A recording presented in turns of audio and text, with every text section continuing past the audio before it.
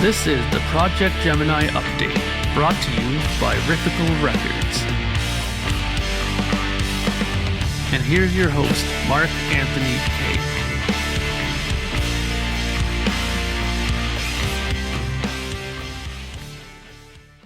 Greetings, friends, and welcome to episode 117 of the Projekt Gemineye update. So, got a few things to talk about today.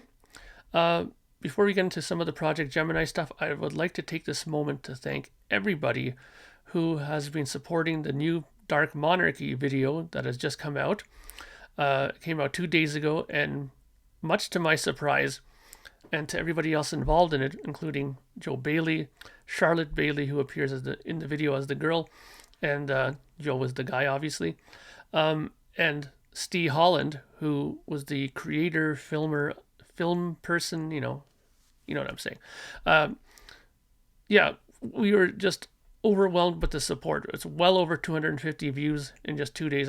By far one of the best videos, like viewing wise, that I've ever done on my channel. So thank you again, everybody, for that. We really appreciate it, and keep it coming. Spread the word. And I'm sure we'll do some more stuff like that in the future again. Okay, on to Projekt Gemineye stuff. First off, just a reminder, Record Store Day Drop 3 is coming October 24th. That's a Saturday, of course. And I am planning to do a 10-inch lace cut release for that day.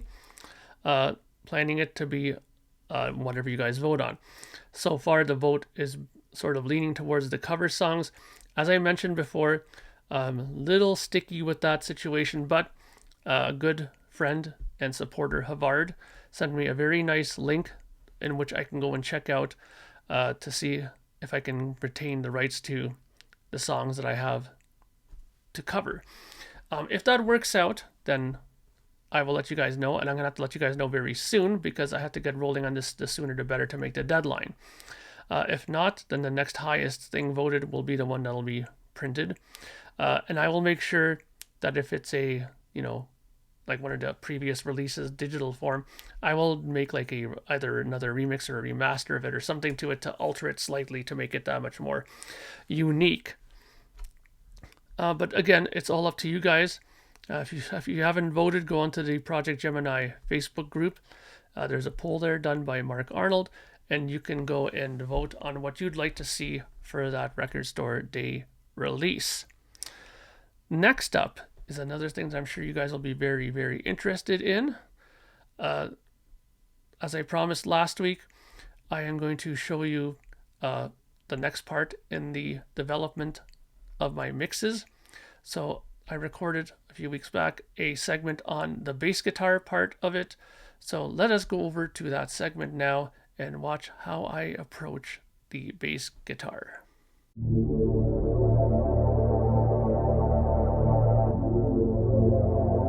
Riffical Records presents The Making of Projekt Gemineye 4, From Creation to Completion, with Mark Anthony K.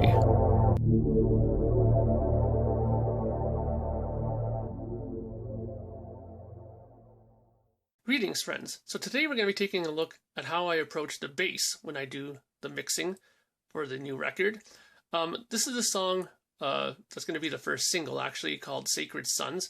I believe I was also referring to the drums from this song as well on last episode when I went through the drum section. So this bass section here, as you can see, it's in the blue, was comprised of 2 tracks. Now, the person who played this is none other than Lee Pomeroy, the bass player for Steve Hackett and ELO and a other bunch of great bands. And the way he did it, he recorded 1 track with his bass amp, which is in the blue waveform on the top here, and the yellow one below is a DI signal that he did as well. Now, I will show you how I combine the two to make the sound that you hear. Now, here's the sound of the bass together.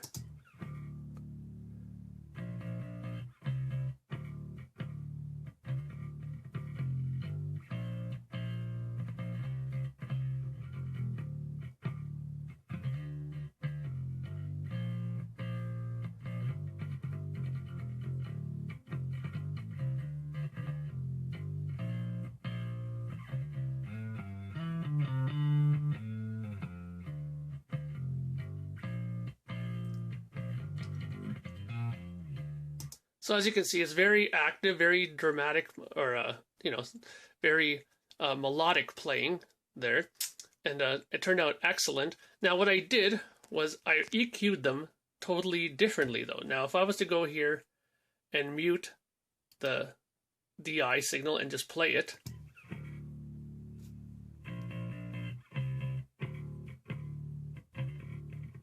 you have this sound. Now if you mute the other one and just open up the DI one, it'll sound like this.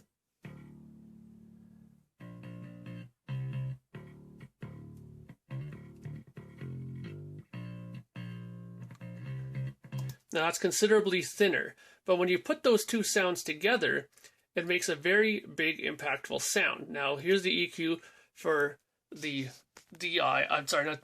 bass amp.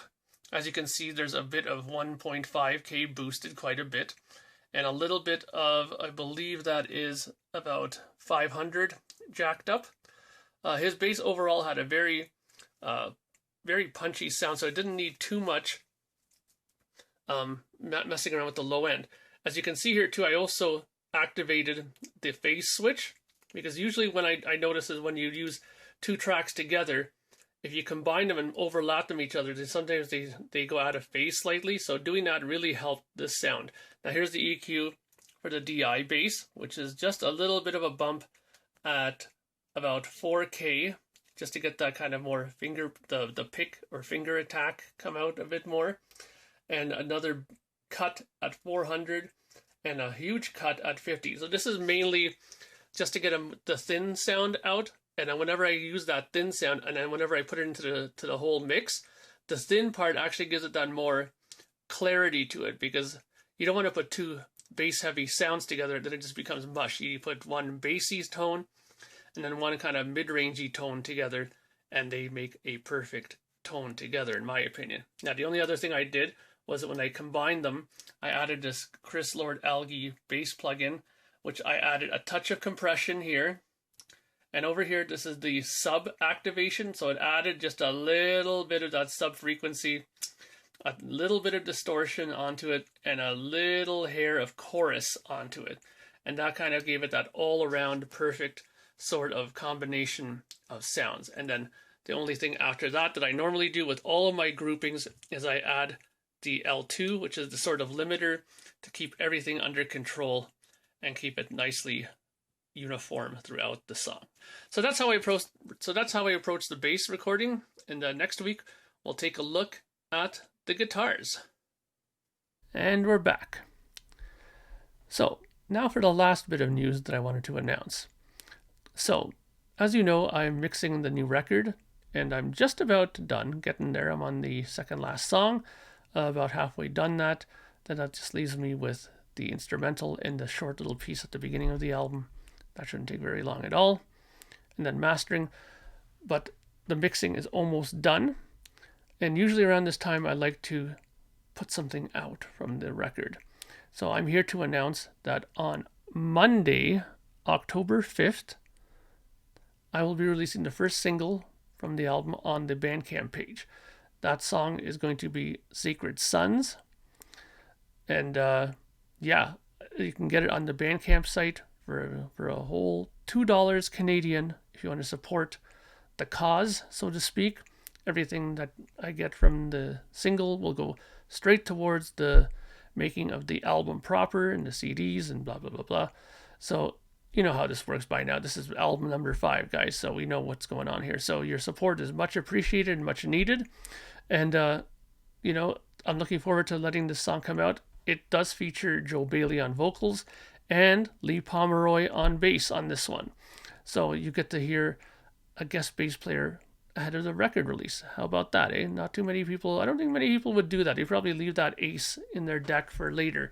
But, you know, I love my supporters, so I want to give them a little bit of a taste of it earlier on. Okay, so let's cut over to a little quick segment about the song.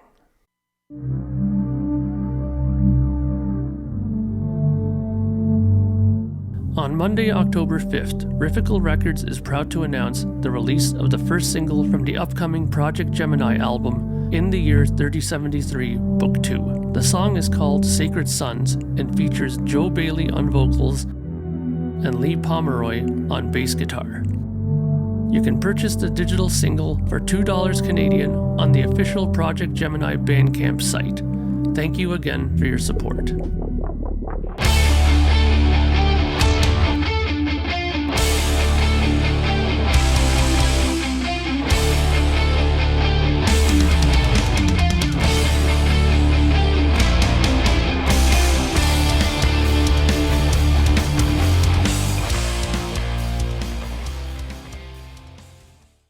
And there you have it.